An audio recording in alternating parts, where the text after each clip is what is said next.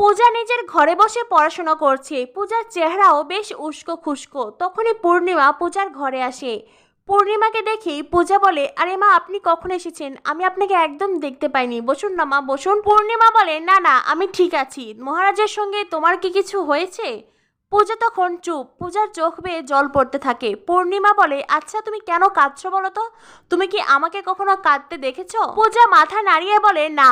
পূর্ণিমা বলে, তাহলে তুমি কেন কাঁদছো? তোমাকে তো আমি সেদিন বললাম, আজও বলছি, তুমি যদি এইভাবেই যখন তখন কাঁদতে থাকো তাহলে সারাটা জীবন তোমাকে এইভাবেই কাঁদতে হবে।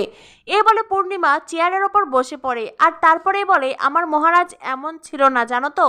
ও লেখাপড়ায়, দাবা খেলায়, সব কিছুতে সবসময় প্রথম হতো। আমার মহারাজা ছিল এই বাড়ির সবচাইতে আমার বাধ্য সন্তান।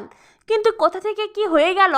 যাই হোক, আজ তুমি নিচে যাওনি, তার জন্যই আমি তোমার খোঁজ নিতে এসেছি। তুমি লেখাপড়া শেষ করে নিচে এসো। সোমনাথের আজ আশীর্বাদ হবে, সকলে মিলে হাতে হাতে কাজগুলো করতে হবে। পূজা বলে, হ্যাঁ মা, আমি এক্ষুনি যাচ্ছি। পূর্ণিমা বলে, আমি কি বললাম শুনতে পাওনি? পড়াশোনা শেষ করে তারপরে আসবে। এই বলে পূর্ণিমা ওখান থেকে চলে যায়। এর আগে পূর্ণিমা কখনো এইভাবে পূজার খোঁজ নেয়নি, এত ভালো ব্যবহার করেনি। আজ পূজা খুব খুশি। পূজা মনে মনে ভাবতে থাকে, আমি আমার ভালোবাসা দিয়ে এই পরিবারের সকলের মন জিতে নেব, কিন্তু ওনাকে আমি কি করে সামলাবো। এদিকে দেখা যায় প্রিয়াঙ্কার মা সোজা হয়ে দাঁড়াতেও পারছে না। মহারাজ বলে, এই অবস্থায় ওনাকে একা কি করে ছাড়ি? মহারাজের বন্ধুরা বলে, চল না আমাদের ক্লাবে নিয়ে যাই। মহারাজ বলে, ক্লাবে? মহারাজের আরেকজন বন্ধু বলে, এখানে তো মহারাজের বাড়ি সবচাইতে কাছে, মহারাজের বাড়িতেই নিয়ে যাওয়া হোক।